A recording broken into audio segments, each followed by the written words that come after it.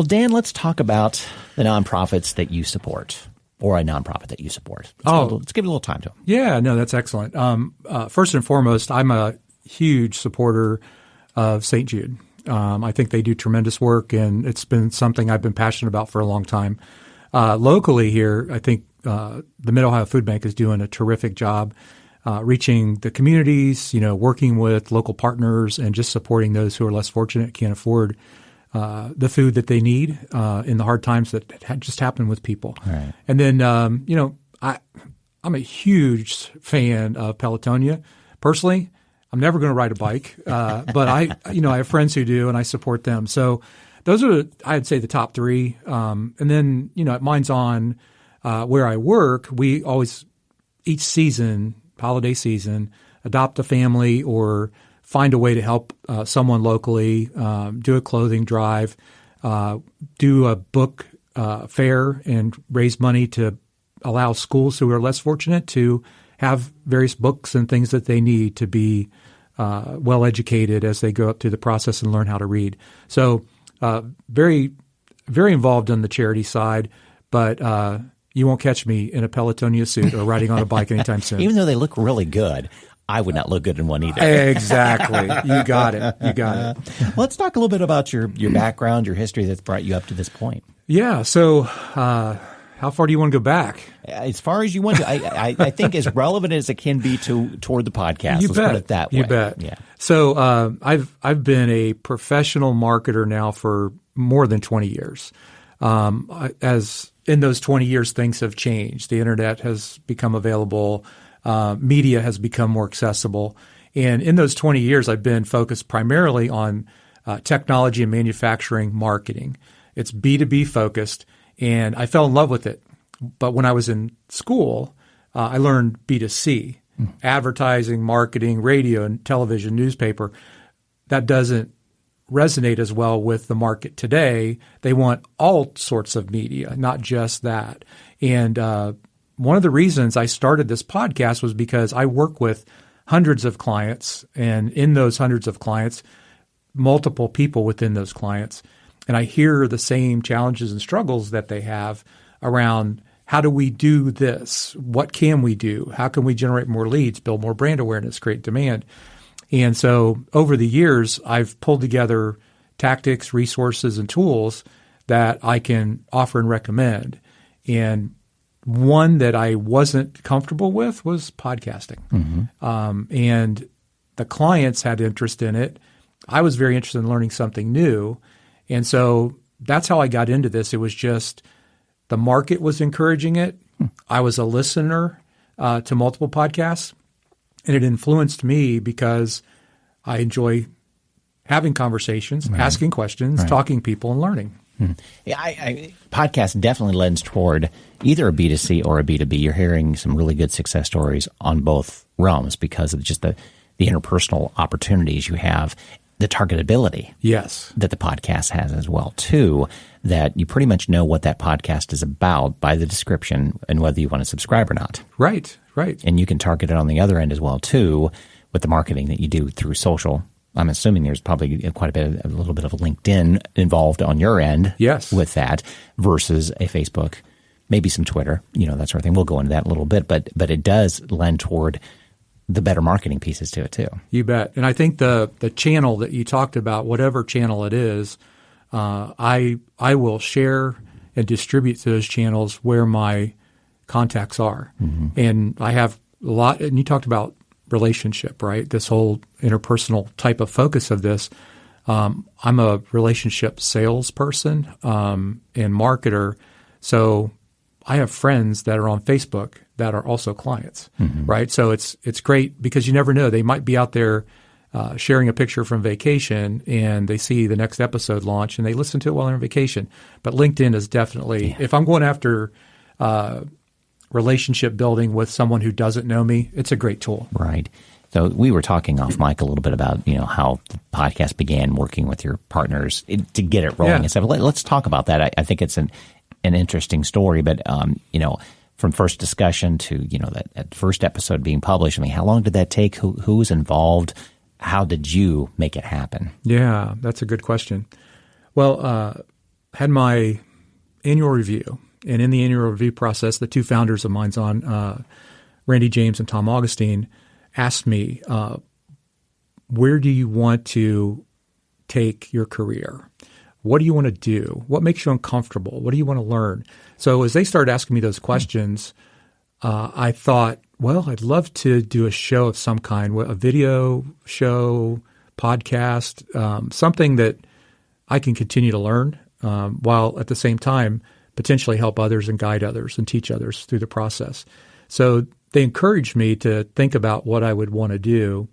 And so I did. I set out and I started looking at podcasts and the two that I listened to most and what were they doing, how did they do it. And then obviously I got on YouTube. I searched for podcasting tips. I downloaded some books from a couple of people who do podcast work, a checklist. And then I just started looking at what it takes, what's needed, best formats, the right type of program, the kind of mixers needed, headsets, all those type of things, just gathering data. And then I kind of presented to them, I want to launch this podcast. And their response was, what's it about? I go, well, I'm working on that. And obviously because, they're looking to fund it and help me grow, they go, well, how will this podcast help our business and help our clients? So again, took a pause and I said, I'm going to think on that one. Mm-hmm. So I went back and I talked to a good friend of mine who had been doing video / audio type efforts for his business. And one of the first things he told me, he goes, Dan, before you start to do anything, jot down your guiding principles for this show. Who are you going to speak to?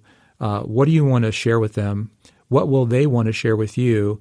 And then how does it involve or improve that person and you in this process to be successful in the outcome?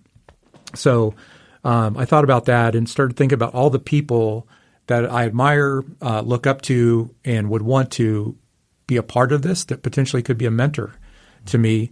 And also, I've had vast experience where I could potentially be an idea source for them or create new opportunities, new ideas based on the conversation. Mm-hmm. So I sat down, I created the guiding principles. I went back and answered the founders' questions, and they just said, go for it, right? Handed me the credit card, said go, mm-hmm. right? So I went through and I provided a list of all the things that I wanted to purchase, took it back to them, and they said no.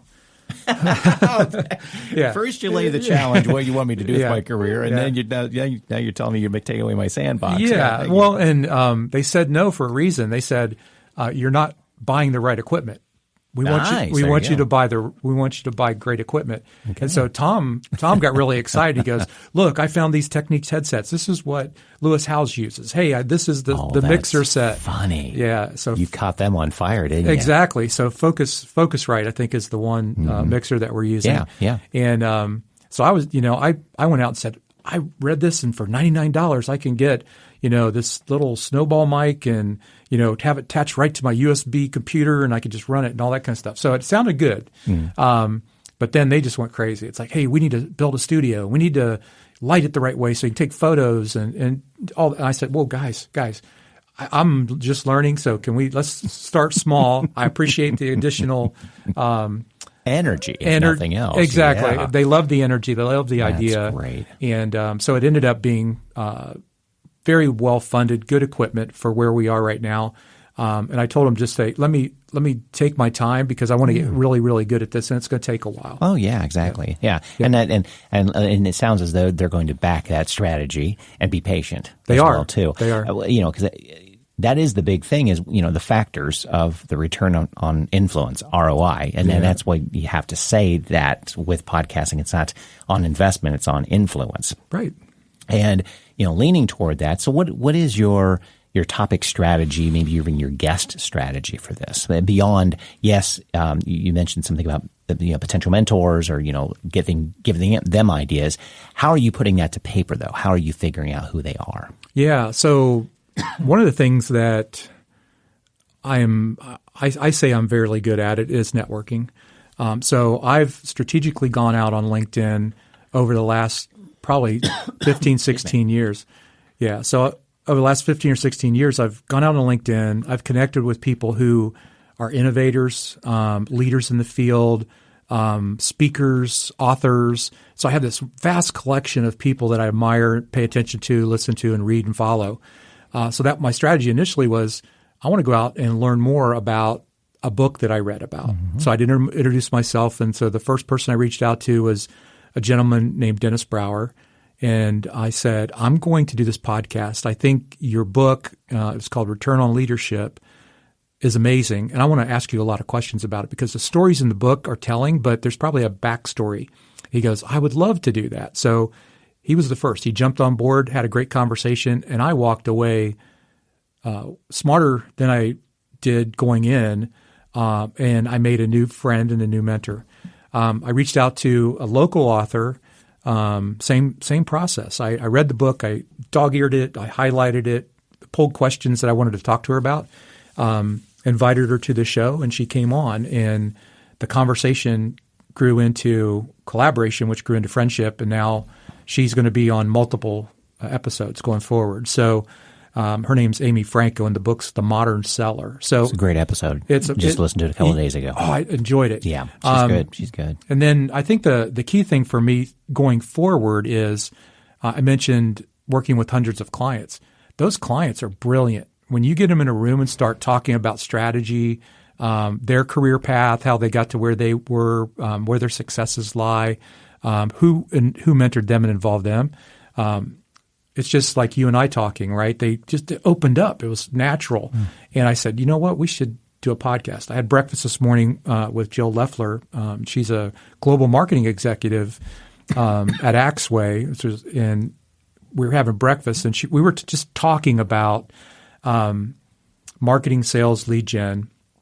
And she was talking specifically about her core role working with groups and teams to be able to drive success. And there are power leaders, and then there are servant leaders. And so that's a great topic. I wrote it down. I said, okay, Jill, we're going to schedule and we're going to do that one. But she was hesitant, right? I'm not sure if I could do it. I'm a little nervous. So I've had a couple people do that. Mm-hmm. And in that process, I just, like you, ease them into it and say, hey, we're going to record this. If it comes out bad, we erase it. Exactly. Yeah. And we can redo it. Yeah, or redo it one way or the other. Yeah. So I think that's something I've learned too is I thought everybody would want to do this, but not everybody's interested in speaking. It's a high percentage that do compared to video. Yes. Video, that'll shut down quick. Yeah. Because it just, especially on the spot. But yeah, I've noticed the aversion to video too. It's like, okay, this is a kind of a gateway into at least the interview process. Of, exactly. Getting them quicker for sure. Yeah.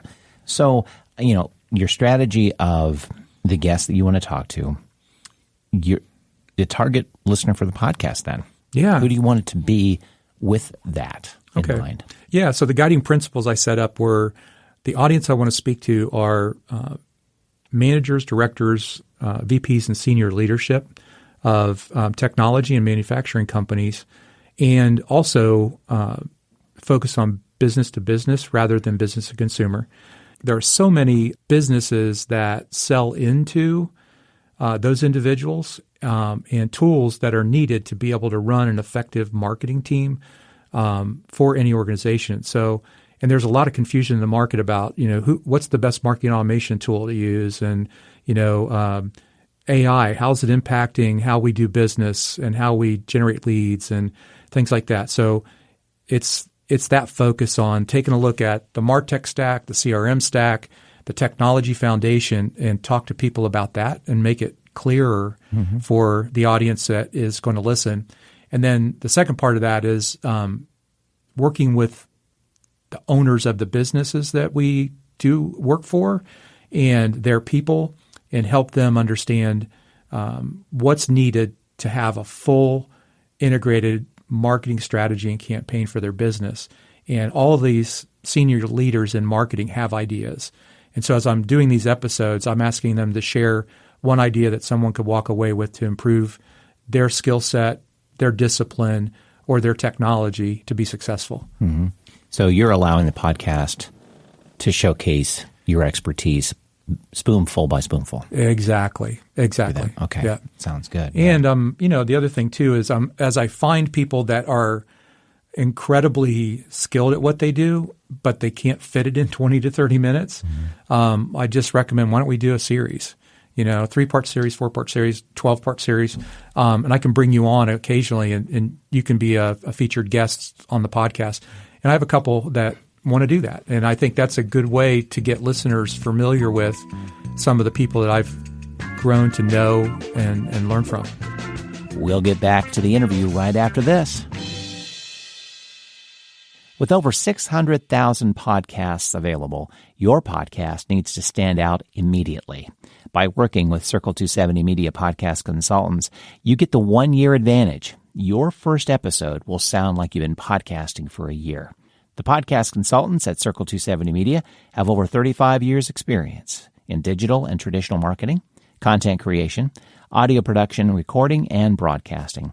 We strategically bring these worlds together and consult businesses who are implementing podcasting into their marketing strategy to grow their brands and businesses.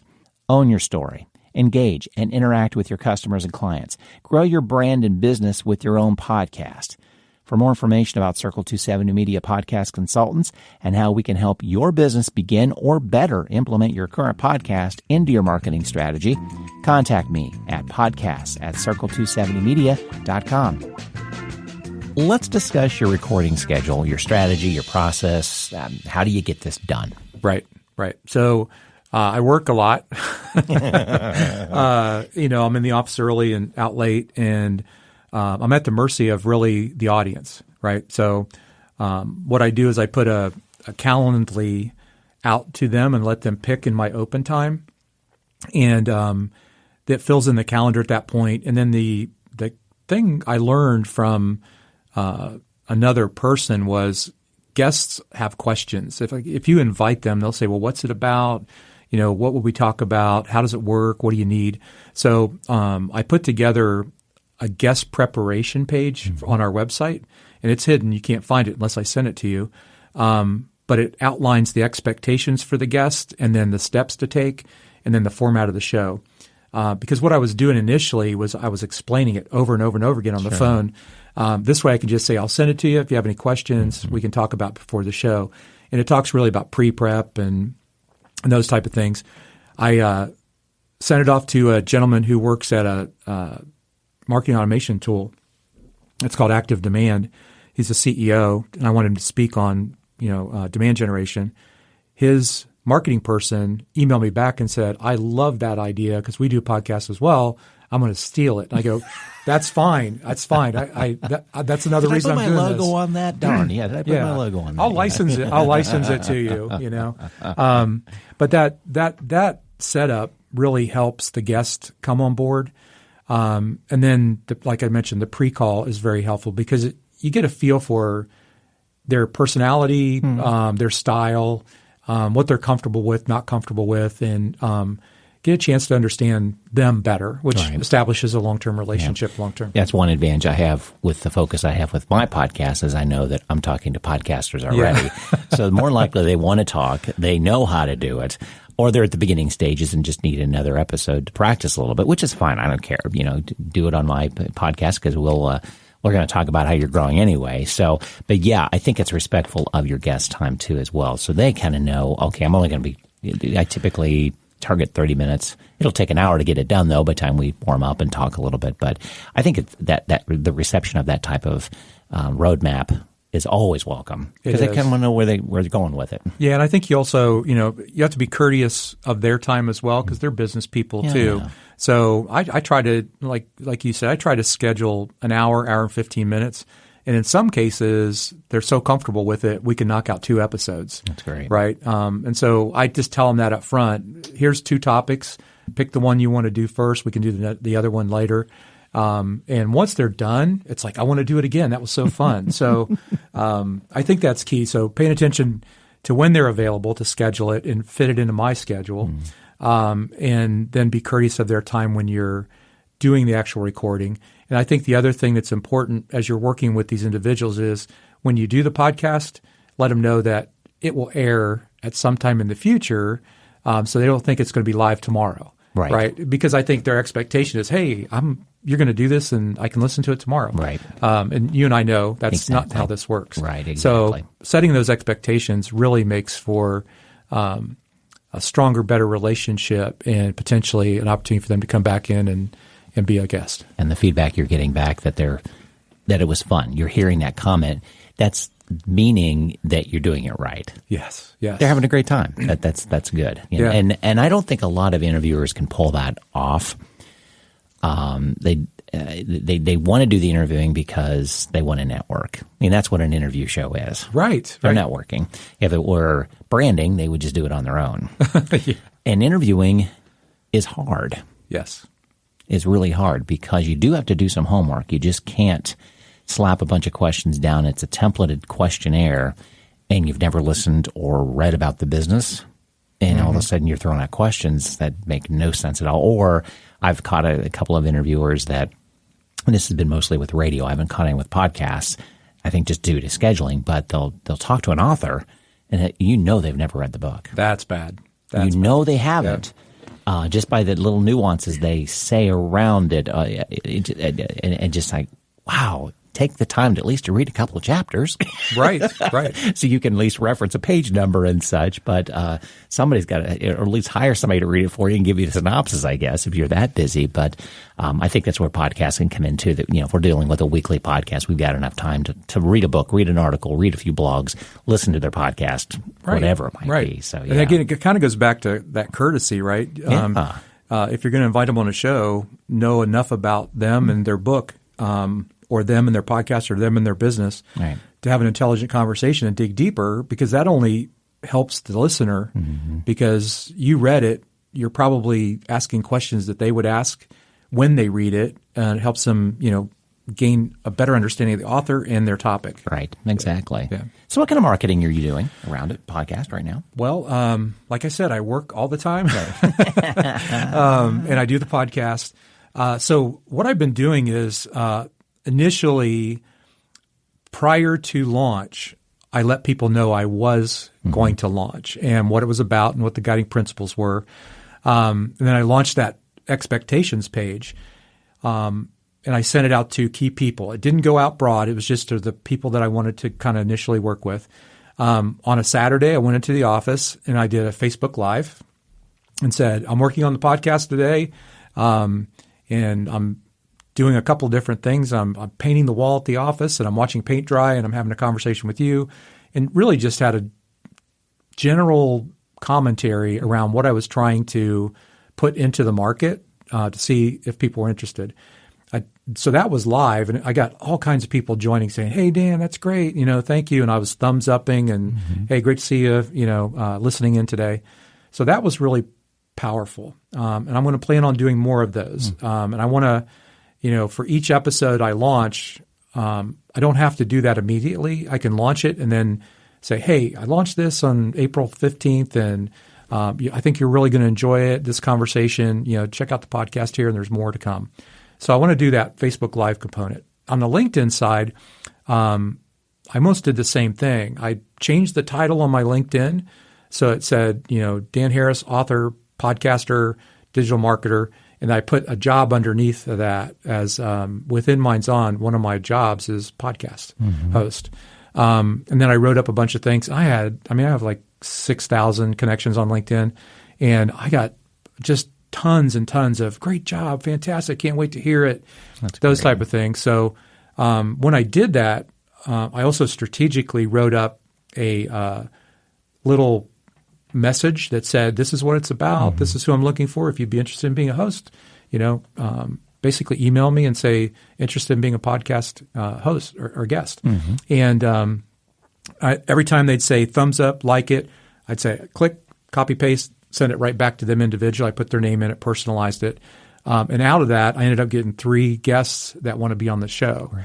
And so that's the initial things. And then most recently, I took and wrote a LinkedIn post, and because I pre-recorded 6 episodes before we launched, because a lot of people, and this is just a tip for everybody out there, if you launch with one, people are hungry for more. So try to try to get a backlog of those recorded and launch with your initial podcast and have others for them to listen to, because we're in the era of binging. Right.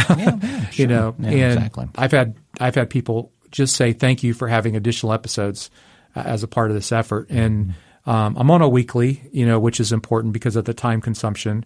And in that LinkedIn post, I said featuring the following guest speakers, and I put an @ by their name, typed it in, and then it made it embedded in this post. So I had the first 6 people that were notified that went live, and then they shared it with their networks, and they shared it with their networks. So it's driving a lot of traffic, and I continue to do some of those things, but I want to do more as I learn best practices. Exactly, yeah. Yeah, LinkedIn's still a fertile ground to do things with, and even a playground, because there are best practices, of course. I think Facebook now has what you have to do to get noticed, but there's so many there. But I think LinkedIn is even encouraging the live video. Well, not necessarily live video, but video. Right. The thumb stops when there's video there. Yeah. So it's a good encouragement to say, get over the camera shyness, do something. And I'm in that boat. I'm with the generation. I'm not a selfie type of, or doing the self-promote video thing, but it's one of those. Okay, it's uncomfortable now, but it won't be later on, and it's really not. Just do it. Right. Post it, and you're probably just a thumb roll anyway, for the most part, until somebody who knows you gives you a thumbs up. Hey, how you doing? And looking good, that kind of stuff. Yeah. So but I think really is not as hard as you think it is. You just have to do it. Right. I think the live component is authentic, because it's you. It's kind of like us here. It's just us. I mean, I'm not putting on any airs of any kind. I'm just having a conversation. And I think if you're doing it on LinkedIn, it's more business focused. So one of the things with that is I actually did just write bullet points down so I didn't miss anything, because I'm representing our brand as a part of this podcast, not necessarily me. So I have to be conscious of that too. And the founders, want to say, you are representing our brand. That's why they wanted me to get better equipment, right? They wanted it to sound good. So as you're, anyone that's thinking about doing this, I mean, those are things to consider. All right, exactly. You did some homework on hosting platform, which I encourage anyone to do. Don't do it without looking at a hosting platform. You're with Anchor. Why Anchor and not anyone else? Anchor.fm. So I looked at quite a few, and what I was looking for is something that was easy to use, that had the ability to do some social. I mean, you can do transcripts with it. And I was also looking for something that I could queue, so I could record, save it, and have it scheduled, which was important, so I could get ahead of those type of things. And then just the ease of use. I mean, the interface is so simple. Anybody can use it, even to the point where, I do all of mine using mics and things like that, and I record and I upload it. But they even have the capability where you can do it, the podcast, in the moment while you're in the interface, which was kind of interesting. I haven't done it yet because I like what I'm doing right now. But it's been very easy to do the work and have it post quickly. And then the other thing I like about it is that within, I guess it was 3 weeks after launching the first episode, I was on 9 different platforms. And that was the thing. How do I get on Apple? How do I get on Google? How do I get on Spotify? And within 3 weeks, I followed all the things that they talked about, best practices and hashtagging and how to title your things. Sure. And they have a great resource center there as well. And I was just surprised. In 3 weeks, I was on 9 platforms, and it continues to grow, which is pretty powerful. Good. Yeah. Are you able to peel back and get some analytics in regards to listenership and such? You bet. You happy with that right now? It's kind of high level. I don't need to go deep, but it does. It shows episode length of time, subscribers, listeners, those type of thing, where they're coming from, and those type of things. So I think for me, where I'm at right now, it's a great platform. It was easy to spin up. And the coolest thing that happened, which, I could have never planned for, was Spotify bought Anchor. So, now I'm actually on Spotify, even though it's an Anchor product. Right, exactly. It's an automatic kind of thing. Yeah, exactly. You mentioned transcripts. Yes. So what are you doing with transcripts then? Yeah, so I use a tool. After I pull it down, recording, I take the recordings and package it up, and I send it over. The company's called Scribey, right? And they charge you. You can do a manual or a computer-based transcript. And then I use the manual. It's like 80 cents or something like that per page. And then I put them in bulk, and then I get them all back, right? And I can tell you the quality is superb. I love the platform. Again, I have to be fast, efficient, and this makes it so easy because I can load 6 episodes up, pay the $40, $50, and boom, I come in 3 days later and I have all the transcripts. So those transcripts in our page on the website at Minds On, I can load the full transcript. And in that transcript, obviously, there are keywords. And from our site perspective, we're trying to build brand awareness and be searched and found and those type of things. So the transcripts really help. And so we load them in there and they're full transcripts. On Anchor, in the background, you can only put in so many words. So I'll take the transcripts and kind of put a section of it in there. And then the full transcripts on our site, which is better because I want the full transcripts to drive connections to people through the keywords. Good. And it's one of those things that, as I've found in best practices, when you do the transcript, they time it. And a lot of times listeners, they want to get to the point. So they'll look at the transcript and they can read it really quickly and then click forward to where they want to hear the tips or techniques or those type of things. So it's got a lot of different benefits to it. And I'd encourage anyone who's doing it to invest in the transcript portion. Yeah. You're one of the first to talk about transcripts. I mean, I encourage all my clients to do that, whether they're using it or not, because in the long run, if you don't do it at the beginning, you're going to wish you had. Yes. Then you're 50, 60 episodes in going, oh, you mean I could have maybe used some of those transcripts for like an ebook? It's like, yeah. That's why I said that a while back. And it's not even an option now for my clients. Like, it's part of the deal. You're going to. Right. Because I don't want this to happen in 6 months, a year, and I wish you had started doing it. Whether it's SEO stuff or it's however you want to use it. Reference material, quotes. It's there for you, ready to go. And it's fairly inexpensive. Yes, there is an expense to it, yes. But in the long run, it's worth it. It totally is. It really is. I can tell you that the first, like I said, Dennis Brower was the first one who did this, and we talked about return on leadership. But in return on leadership, he talks about the 11 essentials of leadership. So we started talking about the first one, the second one, the third one, and I did all 4 of them. I packaged it up, sent it over. And he goes, wow, this is fantastic. I didn't think I was going to actually get this material. I said, no, it's yours to look at, it's yours to have. It will be on the website as well. And he goes, well, cool, because my next book is called 11 Essentials of Leadership. So now he has the podcast notes where he talked, for 30, 40 minutes. That's great. And again, if you're thinking about it, I mean, think about your guest, courteous, respectful, and deliver value back. It'll come back in spades. Yeah, there are a lot of good transcription services out there. I personally use Sonics, which has its own embed player that's SEO friendly as well too. Nice. So I end up sending this episode to Sonics, gets it transcribed, and I use another person who's actually based up in West Central Ohio. And she does it by hand, cleans it up. She's kind of a third party with Sonics. They've got quite a few of them in the back end. And again, I'm in the same way. I used to clean up transcriptions. I don't have the time to do it. Right. And this lady is just going by gangbusters. Yeah, super fast. And then I like the embed player opportunity too, that I'll have to slap up the Sonics player, has a transcript, you can read it, and it's SEO friendly too. That's sweet.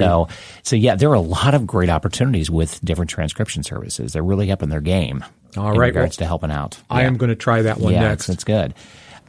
So editing and mixing, how are you doing that? You talked about you got the mix board, the Focusrite and such. What's your process? How do you get that accomplished? Yeah, so it's actually pretty simple. I can take my Focusrite anywhere I go. I have a bag, headphones, everything. I can go to someone's site, or I can do it in our studio at the office, and I'll set it up. I use GarageBand on the back end, and I've recorded intros, outros, music tracks, those type of things, and I've created a template, I guess I would call it, with enough time frame in, because the episodes I've selected to run are 20 to 30 minutes long. So I'll do that, and I'll kind of like record in between the tracks and then I'll edit, and put in my components as I talk with them, because I want to feature their business, talk to them a little bit about it, and then I'll kind of pull it all together and I'll listen through that process. It has great tools, master volume. I'm familiar with it. I've used it for a long time for other things, and so it was just a simple choice for me. I had it on my laptop. Yeah, it does everything I needed to do, and now I have this system of templatized intros, outros, and introductions, ads, that type of thing. And I just record in that. But the one thing I would say is when you do this, setting up with a person and testing before getting audio tests and those type of things are always important, because when you're moving, connecting, disconnecting, saving ads, and those type of things, you can kind of lose some triggers that that are necessary in order to make this thing work right the first time. I did make a mistake with Amy Franco. We got in a room, we were so excited, and I didn't do the test. And, I had my laptop over here, and I was looking at it, and I go, okay, test 1, 2, test 1, 2. Amy, test 1, 2, test 1, 2. And looked at it, I go, okay, we're good to go. Instead of hitting the play button, I hit the stop button. I got click, click, and I go, okay, here we are. Dan Harris, Minds On B2B, blah, blah, blah, blah. 35 minutes into it, go, all right, that's great, Amy. Thank you so much. It's been great. Put everything away, get to the next day where I'm actually doing the production work, and I go, okay, play. What happened? So she was super gracious. I said, hey, you were my kind of my fourth person to do this with. I made a mistake, So like I said, be courteous with their time, but also apologetic when something doesn't work. Yeah. So since then, we've done 2 episodes, and she's very gracious and very thankful. So so that can happen. Just be ready. You were talking about your recording space. You're doing the painting with your Facebook Live. So talk about the recording space that you use. Yeah. So we have a small conference room. Okay. And it's 4 walls, seats about 10. And in that conference room, I cleaned it up, painted it. And I actually bought a vinyl kind of thing that can peel on and peel off the wall that says it's our logo, Minds On B2B. Okay. And down the road, what I want to be able to do, I'm not doing it yet, but I want to start taking photos that I can use to promote, and show people in the studio and things like that. Mm-hmm. But to be honest with you, majority of the interviews so far have been remote at someone's office because I'm paying attention to their timing. And then, virtual. They're calling in over the phone, and I'm recording it and then, actually editing after the fact. Yeah. So biggest challenges with producing the podcast so far? I know you're a few episodes in. Yes. What have been the challenges that you're encountering? Yeah. So right now I have 8 episodes. I launched one today, and I have 24 backlog that we're working on. And the biggest challenge for me has really been the production side of it. Yeah. As you can tell, I can talk all day, and I enjoy that part of it. But it's taking the time to be able to break away and spend time with it and really do a nice job editing, because it's a person's reputation, voice, message, and brand that you're putting into market. Sure. And I think it's one of the biggest challenges is not everybody is a great speaker. And I've talked to a few people who and pause longer than they should and say the wrong words and profanity and those type of things. So the editing process and that production has been probably the biggest challenge. And I, going into it, thought getting guests was going to be the biggest challenge. It's not. It's not a challenge at all. As long as you have the foundation built of why you're doing it, why them, and I'd say the other biggest challenge. It's not the biggest, but it's this idea of promoting. Yeah. Once it's done, how do you get it into market the right way? So with limited time, I can only do what I can do, and I want to do more, but I have to have more time. So if you can figure that out, I think we could solve the world's problems. Yeah, pretty much. And you're outlining basically a couple of major problems most podcasters have, and that's part of it. Even if you were vlogging or blogging, those are the same issues. Yes. There is a time sensitivity and a time suck for all of these marketing tools. You just have to carve it out and figure out do it the best. But the big thing is just do it. Yes. Just get it done. and do it to the best that you can and know that what you're putting out there is quality, I think we have a forgiving listening audience. Yes. If something slips through or it's not, they won't know. Right. They won't know if you kept an extra couple ums in there that you would rather have them out. It's okay. It is. It's livable. Yeah. So we'll end with some advice for a business owner considering podcasting as a marketing tool. What advice would you give them? I would say, find someone that does it and does it well, so you don't have to recreate or reinvent. What you're doing is a great service. You have the equipment, the tools to be able to do it, or find somebody, like me in your business who wants to learn and equip them. I mean, like our founders did. There probably are somebody in your office who would spend the extra time and do the extra work just for that experience. So that would be a recommendation. And then the other thing is ease into it. You don't have to sign up for weekly podcasts. Think about your business and your core services or your core products and pull together, 6 episodes and feature that on the website. It's a small step in the direction of building out media that people will consume and also help from the transcript side, help with SEO.